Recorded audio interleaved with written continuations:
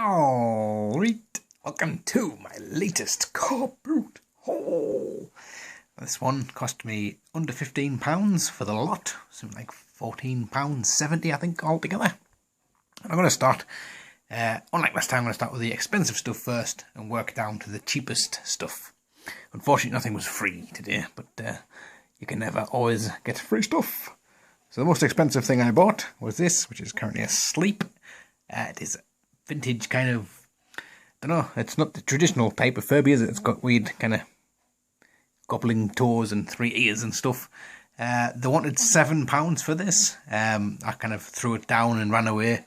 They were then like, well, what would you pay for it? And I was like, £2. And they were like, well, you give us 3. In the end, I got it for £2.50. I've put batteries in and it does work, but it is currently asleep. I will set it away before the end of the video just so you can kind of see it kind of having a big crack on and that. But I do like its lovely eyelashes and stuff. The next thing I got, this was off a dealer. They didn't have a great deal of stuff that I wanted, but one thing that I've had for a while. And again, they've wanted silly prices for it when I've asked them. But today they said £2 for the Tango Man. And I couldn't knock that back. Like I say, I hadn't exactly found the greatest deal of stuff. So I thought, £2, Tango Man, you're coming home with me. So he's had a bit scrub-a-dub-dub. He's looking rather nice. Now then, the Slug Terror figures are turning up in the pound shop. So safe to say that means they're ample car boot fodder. Now this guy had a bucket with figures in. I was like, how much are the figures? He's like 50p each. And then he kind of went, oh, well, just pick out what you want and I'll give you a price. So picked out 2 Slug Terror guns. I think these actually take Nerf bullets as well, so that's pretty cool. They also had the vehicles, which is this dog here, and this, I guess it's like a buffalo, I guess. Is it a bison? I don't know. And then 2 of the figures, and he wanted £1.50 for the lot. So I figured that's what, 25p each. I'm making a saving on the pound shops here, man. Flippin' brilliant. So I figured I'll have that off you, mate. Now we're moving on to the £1 category. Everything now cost me £1. Came across some glumps. They wanted 3 for £1, so they only had 3 glumps, so that cost me £1. But it's the same person had these glumps last week, or the other week when I was there, and they wanted 50p each for them. So there you go. Keep going, and they will just randomly change the prices as they go along, these people. So I suppose that's kind of half of the fun, isn't it? Got this Bushwhacker for 50p, and this Mario guy for 50p, so that was £1 for the 2 of them. Another person, which was I think the first person I dealt with on the day, 3 items for £1, so picked up this Test, this Ultimate Warrior, and this Morpher. And I do have the keys and stuff, so I'll be have a bit of play with that later on. Haven't exactly left myself much space, have I? Hold on. For £1, somebody had a box full of these vintage Thomas the Tank Engine things. Some of them were in absolute shocking condition, but I picked some of the better ones out. This one's not in the best condition actually, but they wanted 50p each, and I got those 2 and this guy for £1. He's pretty mad looking. No idea what he's off. Now went over to a table and I saw the guy had about maybe 7 or 8 vintage Star Wars figures, and I was like, oh, how much are the figures in this tub?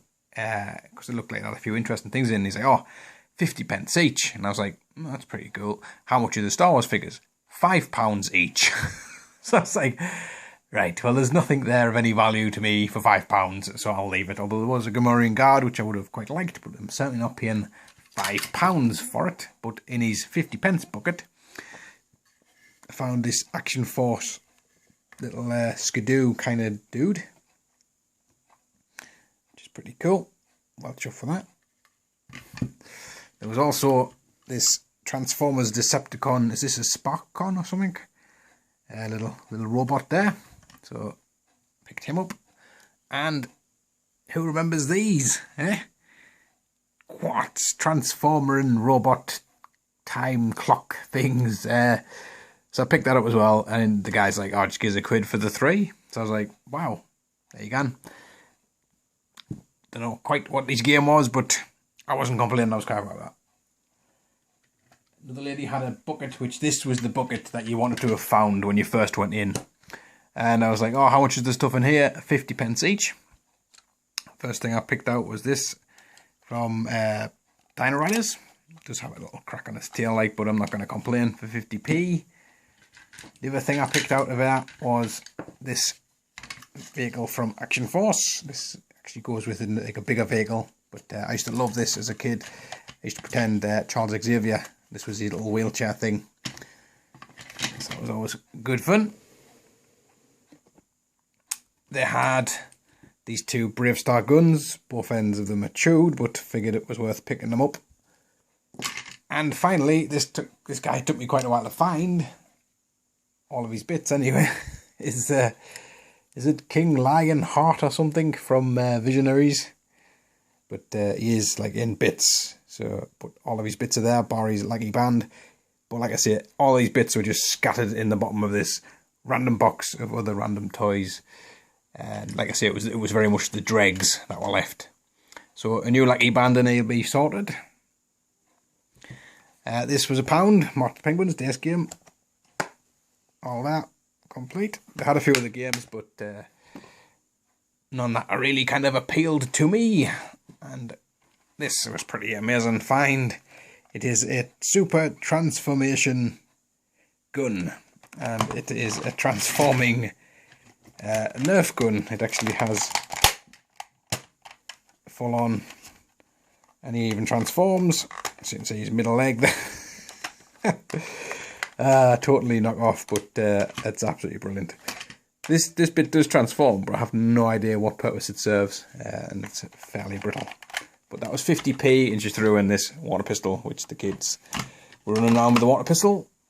And the last thing I got for 50p, which you're not going to be able to see because I'm far too close in, was this Ninja Turtles First Dictionary. And I'll be able to show you some of the stuff that's in there. So you got like pictures of the Ninja Turtles and things like high. Anything high is a long way from the ground. Turtles sometimes climb high skyscrapers. High can mean the length from top to bottom. So there you go. Basically, you can learn all about words from the Ninja Turtles. So that was pretty cool. 50p.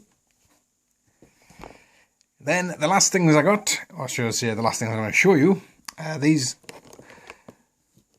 woman had a lot of stuff. This car boot was proper battered like. So found this crash test dummy, and I was like, how much? And she was like, 5p. So I was just like, I'm having it. Also, I've just grabbed other random toys out the bottom of the bucket. So you've got this Elijah Burke, the Pope D'Angelo Gennaro, which is possibly one of the most articulated, tiny little 3 3/4 inch figures you're going to get. His Jack's Pacific referee. Unfortunately, someone's decided to paint his face William Wallace style. I guess he must think he's the Sandman. But if anybody has any tips on getting felt tip off action figures' faces, then I will be 2 times happy. And this thing, which I believe is from, is it Yu-Gi-Oh? So that was 20p for the 4 of them. One thing I did see on the way out last kick of the match was a animated Batman Batmobile. And at first I was like, oh my god, because it was in a proper Junker kind of bucket, so I thought they're not going to want a great deal for this. And realised it had like half of its back end had been eaten by a dog. So there you go. I'll turn this Furby on now.